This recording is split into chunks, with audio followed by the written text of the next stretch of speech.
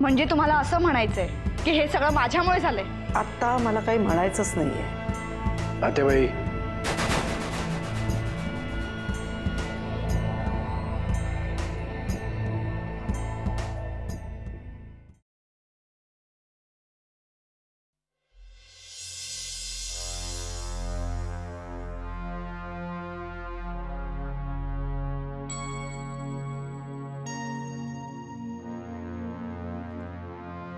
रमावतीला जे काही झालं ते विसरून जा. इथून पुढे आपल्याला आपलं नवं आयुष्य सुरू करायचंय. या अशा अवस्थेत धावपळ करू नकोस. धावपळ तर होणारच ना. आत्याबाई असताना त्याच काळजी घ्यायच्या माझी. आता ती काळजी घ्यायला नसणार आहे ही वस्तुस्थिती स्वीकारूनच स्वतःची काळजी घे. जीवची ही काळजी घ्यायचीच आहे तुला. त्याचबरोबर तुझी स्वतःची काळजी घे जानकी. घेईन मी. फक्त आज ना उद्या कधीतरी तरी त्यांना परत बोलवून घ्या. नाही, ते शक्य नाही. खरं तर मलाच तिची जास्त गरज आहे तुझ्यापेक्षा. पण आता सवय करून घेतली पाहिजे. दिवसातून 10 वेळेला त्यांचं नाव तोंडातून निघेल तेव्हा? तो सवयीचा भाग झाला. हळूहळू ती सुद्धा जाईल. नाही नाही, मला नाही तशी सवय करून घेता येणार. कारण बस, यापुढे हा विषय या घरात नको.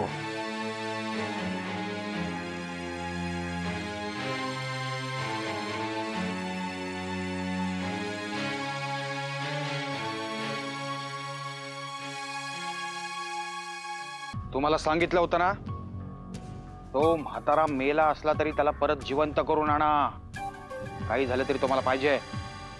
साहेब, त्या म्हाताऱ्याला सगळीकडे शोधला. फक्त रमावतीत नाही तर आसपासच्या 4-5 गावात पण त्याला शोधला. त्याचं कोणी नाते वगैरे नाहीत का? नाही, तो एकटाच आहे.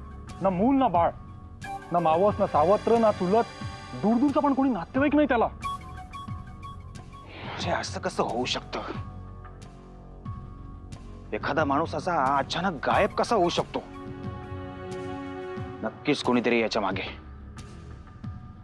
साहेब, त्या म्हाताऱ्याला शेवटचा परशु शेठ बरोबर पाहिल्याचं सांगताय. बातमी खात्रीशीर आहे? एकदम खात्रीशीर.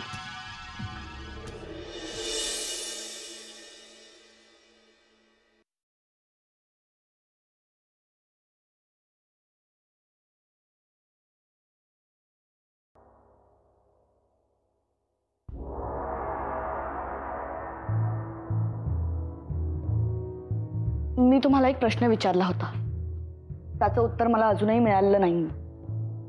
दिवसभरातनं 30-40 प्रश्न विचारतेस तू मला. नक्की कुठला लक्षात ठेवायचा आहे मी? आपण मूल दत्तक घ्यायचं, त्याचं काय? मूल दत्तक घेतल्यानंतर त्याला वाढवणार कोण?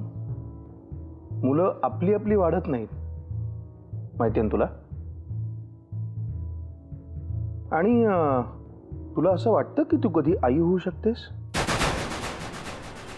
म्हणजे मुलं प्रेमाने वाढवायला लागतात त्या अर्थाने म्हणालो मी. कारण काय, नंतर तूच आरडाओरडा करशील, माझं कोणी ऐकत नाही, माझं कोणी ऐकत नाही. तुमचं मत विचारत नाही, होकार का नकार एवढंच सांगा. 100% नकार. आणि पुन्हा याच्यावर चर्चा झाली नाही तरी चालेल. पण मला चालणार नाही. मला मूल दत्तक घ्यायचंय, आणि तेही कोणत्याही परिस्थितीत. तुझ्यातलं हे मातृत्व अचानक जागं का झालंय समजतंय मला. आता तुला किल्लेदार घराण्याला वारस द्यायचा आहे, स्वतःचा, कुठल्याही परिस्थितीत तुझा. बरोबर ना? का तुम्हाला नाही असं वाटत की आपल्यालाही बाबा म्हणणारे या घरात कोणतरी असावं? तुमचं माहित नाही, पण जगातल्या प्रत्येक स्त्रीला आपल्याच मुलाचा वंश पुढे चालावा असं वाटतं. काय बोलतेस तुझं तुला तरी कळतंय का? काही महिन्यांपूर्वी हाच प्रस्ताव जेव्हा मी तुझ्या पुढे मांडला होता तेव्हा तू काय बोलली होतीस आठवतंय? भूतकाळात रमू नका. मी आता म्हणतेय ना मला मूल दत्तक घ्यायचंय म्हणून, मग तुमची काय हरकत आहे? आणि उद्या जर तुझा मूड बदलला तर हं? काय करायचं त्या छोट्याशा जीवानी? अहिल्या, आई होणं ही फॅशन असू शकत नाही, जबाबदारी असते. आणि आता तर मला असं वाटायला लागलंय की तुला मूल नकोच आहे, इन्व्हेस्टमेंट हवी आहे.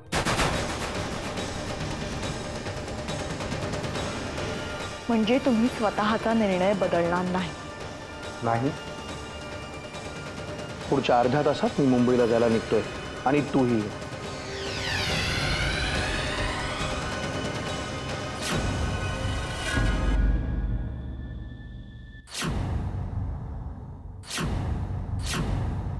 हे बघा, आडनाव किल्लेदार असल्यानं कोणी आमच्या साहेबांची बरोबरी करू शकत नाही. त्यामुळे आडनावच्या प्रेमात पडू नका उगाचच. हर्षू शेठ जिथे असतील तिथनं उचलून आणा त्यांना. हो, मी सांगतोय उचलून आणा. कुठल्याही परिस्थितीमध्ये तो माणूस मला पाहिजे म्हणजे पाहिजे. सरळ बोलून येत नसतील तर जे करायचं ते करा. हा मामा, हो पोचलो आम्ही मुंबईला. हो, नाही नाही काहीच प्रॉब्लेम नाही आहे, सगळं ठीक आहे. हो, तुम्ही कशा आहात? आणि प्रेसचं काम कसं चाललंय? मामा, मामा मी नंतर फोन करते तुम्हाला. हां, कशी आहेस पोरी? बरी आहे.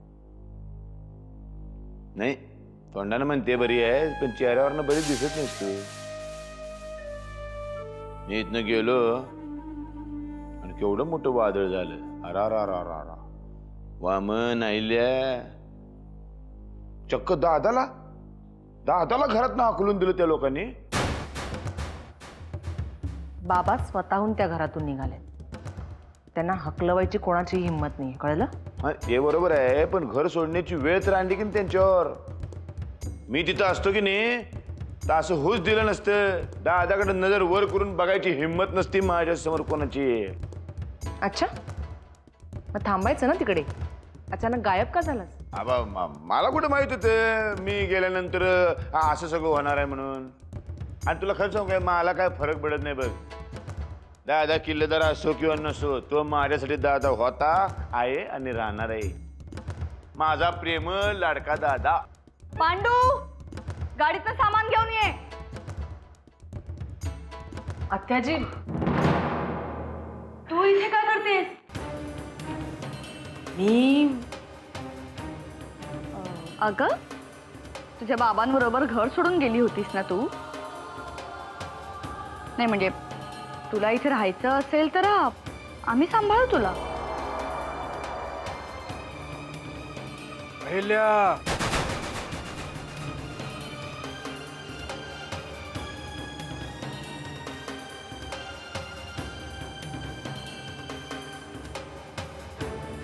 तोंड सांभाळून बोल. माझ्या मुलीशी बोलतेस एवढंच लक्षात ठेव. तुम्ही सुद्धा इथेच आहात? अहो, किल्लेदारांचं घर सोडून गेला होतात ना? काय झालं? एक दिवस बाहेर राहिल्यावर निर्णय बदलला का तुमचा? अहिल्या, तू आत्ता जिथे उभी आहेस ना ते घर किल्लेदारांचं नाही आहे, माझं घर आहे.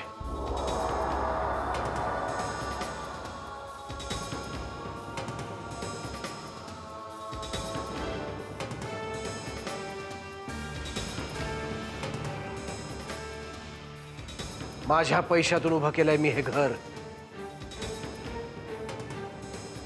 इथल्या प्रत्येक विटेवर, प्रत्येक वस्तूवर फक्त माझा अधिकार आहे.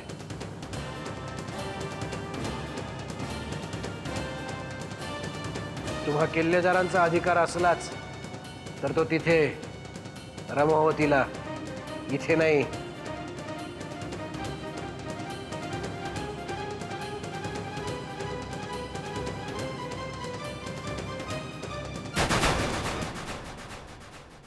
मग आल्या पावली निघ इथून.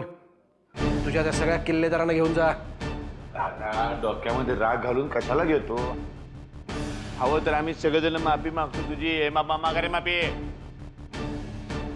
ए परशू, तू गप्प राहा. असा कसा गप्प बसू? तुझ्यानंतर मोठा मुलगा मी आहे. हवं तर आईला वहिनीनं माफी मागायला होतो सगळ्यांच्या समोर.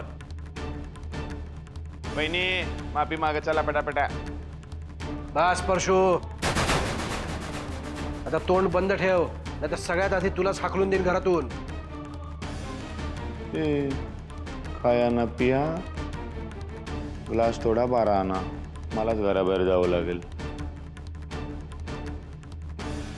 भाऊजी, मला काय वाटतं, कोण भाऊजी? नवऱ्याच्या भावाला भाऊजी म्हणतात. तुझ्या नवऱ्याशी माझा काही संबंध नाही आहे.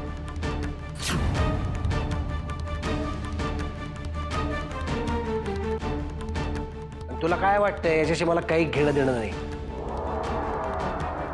रमावतीतल्या मतदारांची काहीतरी नातं आहे माझं, पण तुम्हा सगळ्यांची तेही नाहीये.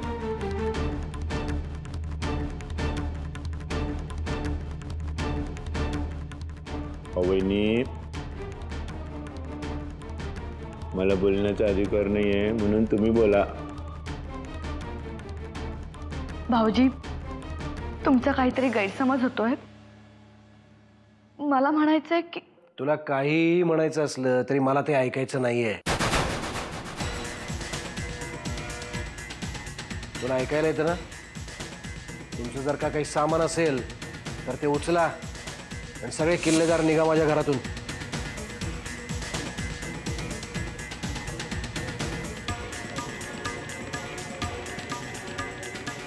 अहो तुम्ही जरा शांत व्हा. आल्या आल्या कुठे बोलताय त्यांना? का बोलायचा अधिकार काय फक्त किल्लेदारांकडेच आहे का काय? आणि असला तर येतो त्यांच्या घरी, इथे माझ्या घरात नाही.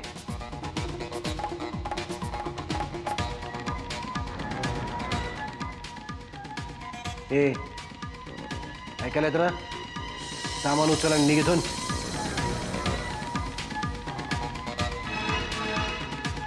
अहो निदान आत्याबाईंचा तरी विचार करा ना. जाऊ दे ग जानकी. माझ्यासाठी कशाला दगडावर डोकं आपटतेस?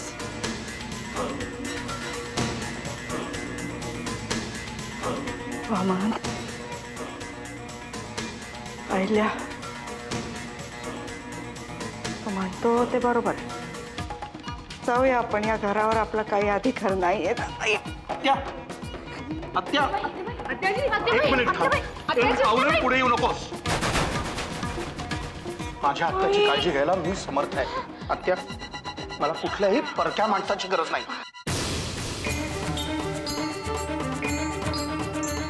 आत्या, आत्याजी, आत्या, आत्याजी, आईल्या, डॉक्टरांना फोन कर. आत्या, आत्याजी.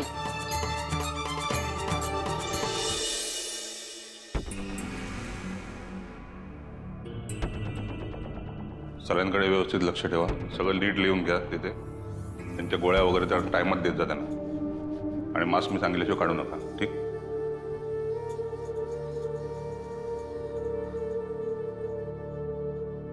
काय झालं डॉक्टर? आता कशी आत्या? मिस्टर वामन, ह्याच्या आधी आपलं बोलणं झालं होतं. मागे पण त्यांना असाच प्रॉब्लेम झाला होता, पण त्यावेळी काळजीचं काही कारण नव्हतं. मग ह्यावेळी काही झालंय का? हो, तसंच म्हणता येईल. कारण मागे नुसती छातीत चमक भरली होती, पण आता तर त्यांना माइल्ड अटॅक आलाय.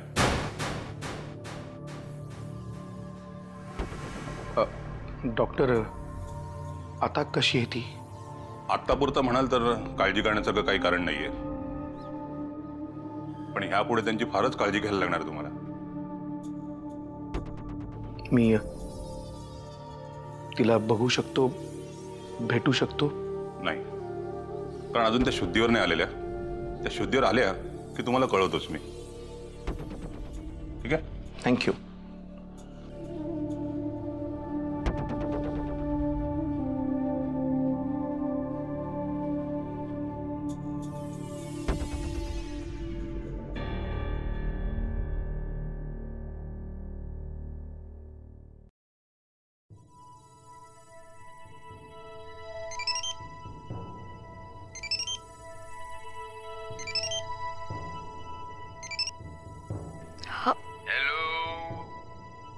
म्हणताय इलवेनी? काय म्हणताय? कुठे आहेत तुम्ही? घर शोधत फिरताय का हॉस्पिटल मध्ये आहे? नाही नाही, म्हातारी जवळ जास्त वेळ बसू नका. रात्री झोपायचं कुठे याचा विचार करा. का माझ्या कानाशी भुणभुण लावताय? हो, कारण या सगळ्याला तुम्हीच जबाबदार आहात. मारे दादाला घराच्या बाहेर काढायला निघाला होता. भाषे उलटे पडले कळगा. काय झालं मग? वाजली का तुमची पुंगी? या सगळ्याला खरं तर तुम्हीच जबाबदार आहात. तुमच्यामुळे सुरुवात झाली आहे या सगळ्याला. मान्य हो, पण आमची खेळी तुम्ही एवढी कशाला मनावर घेतली? मोठ्या दादाला चॅलेंज करायला निघाला होता तुम्ही. नाही, तुम्ही वाड्यावर होता तोपर्यंत दादा गप होता. आता लावली की नाही वाट. गोष्ट लक्षात ठेवा, इथं दादाच साम्राज्य चालते. काही झालंच ना तर मी सगळं तुमच्यावर ढकलणार आहे. ही तर लई जुनी सवय आहे तुमची. पण आम्ही घाबरत नाही. आम्ही वाड्यावर सुद्धा सुखानं नांदू. आम्हालाही वाड्यावर राहणं काही जड जाणार नाहीये. होय का?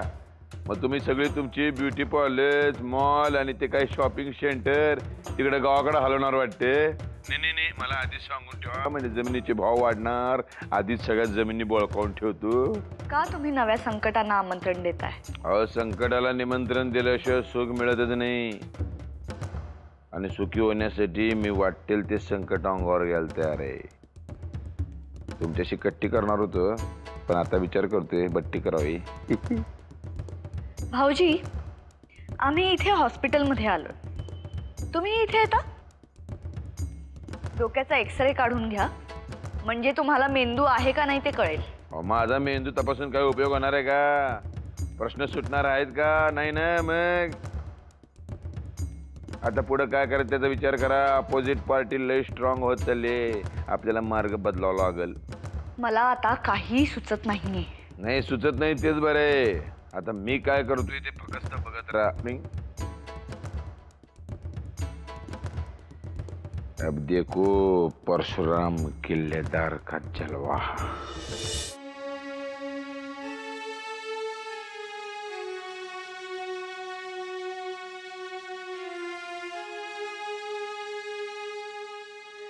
अहो, जाऊ दे ना आता. किती दिवस राग मनात धरून राहणार आहात? नक्की कशाबद्दल बोलतेस तू जानकी? तुम्हाला चांगलंच माहितीये मी कशाबद्दल बोलते. आत्याबाई तिकडे दवाखान्यात आहेत आणि आपण इकडे असंच बसून राहायचंय का? तुला विश्रांतीची गरज आहे, तू विश्रांती घे. घरामध्ये असं सगळं चालू असताना कशी मिळणार आहे मला विश्रांती? मग काय म्हणणं आहे तुझं? ज्या माणसांनी माझा परका असा उल्लेख केला त्यांच्या खांद्यावर डोकं ठेवून रडू का? निदान आत्याबाईंचा तरी विचार करा. त्यांना किती त्रास होत असेल. आजवर कधी दवाखान्याची पायरी नाही चढल्या त्या. आज घरातल्या वादांमुळे त्यांना तिकडे जावं लागलं. त्या कशा आहेत, त्यांना काय होतंय काही माहिती नाहीये. काही होणार नाही तिला. तिचा भाचा आहे ना तिच्याजवळ. तिची काळजी घ्यायला समर्थ आहे तो. अहो, रागाच्या भरामध्ये बोलतो कधी कधी चुकीचा माणूस, पण म्हणून तुम्ही एवढं का मनाला लावून घेताय? रागाच्या भरात नाही, ठरवून केलंय त्यानं हे. त्या नवरा बायकोनं ठरवून केलंय हे सगळं.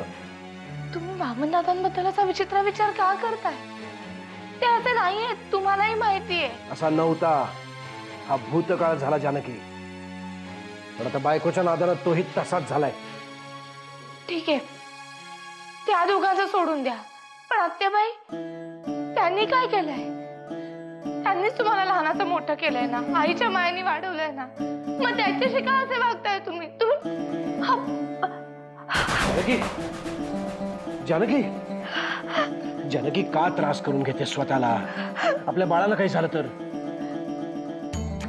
मला आत्याबाईंना भेटायचं आहे.